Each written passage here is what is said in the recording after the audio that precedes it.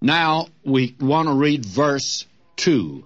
And I saw, as it were, a glassy sea mingled with fire, and them that came off victorious from the wild beast, and from his image, and from the number of his name, standing by or on the shore of the glassy sea, having harps of God. Now, the glassy sea here mingled with fire is the frightful persecution of the beast during the Great Tribulation period. This is the period that, as we have seen, that no man could buy nor sell unless he had the mark of the beast. It's going to be very difficult to get things to eat in that day. And that's the reason the Lord Jesus, speaking actually of this period in the Olivet Discourse, said that if you give a cup of cold water in His name, you see, anyone in that day that would give even a cup of cold water to one of the 144,000, his name or his life would be in jeopardy, because the beast would put him to death also for harboring, as he would call it, a criminal. Now, these are difficult days. And again, we ask the question, could anyone make it through? No, not unless they'd been sealed. And multitudes that were not sealed will be the martyrs during this period. And I think a great many of the 144,000 will lay down their life for Jesus. But they are going to be with Him, as we've already seen. They're with the Lamb on Mount Zion. Now, we are told here they came off victorious.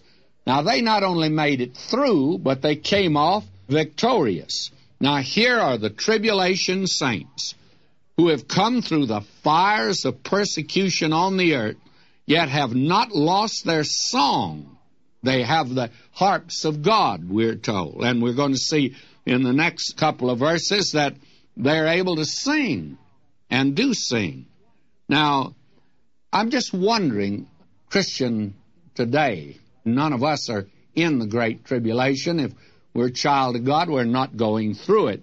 Are you having trouble even in these days of keeping from your heart just a little root of bitterness?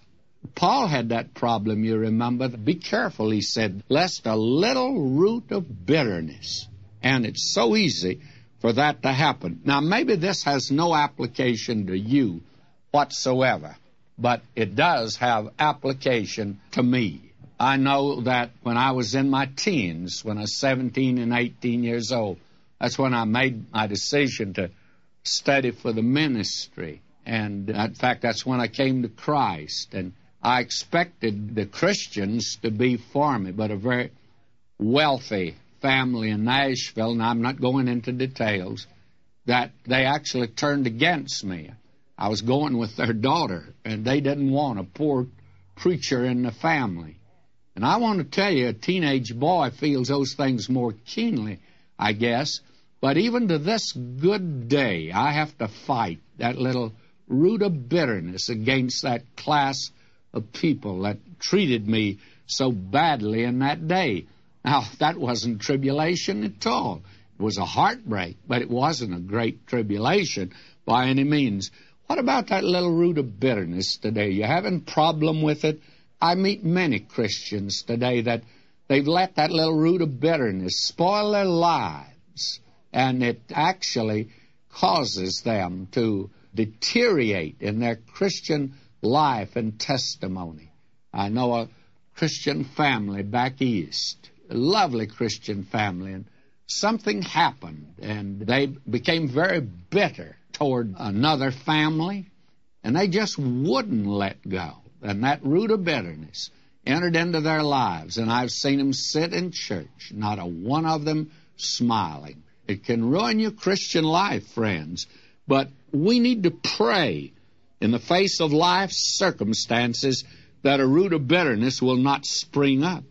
It's interesting to see that these tribulation saints who have lived through the Great Tribulation, they've kept their song. One of our listeners sent me a poem by Robert Browning, and I thought I knew Robert Browning pretty well, but I had never seen this before. I'd like to share it with you. It's on prayer.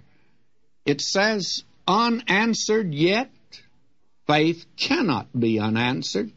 Her feet were firmly planted on the rock.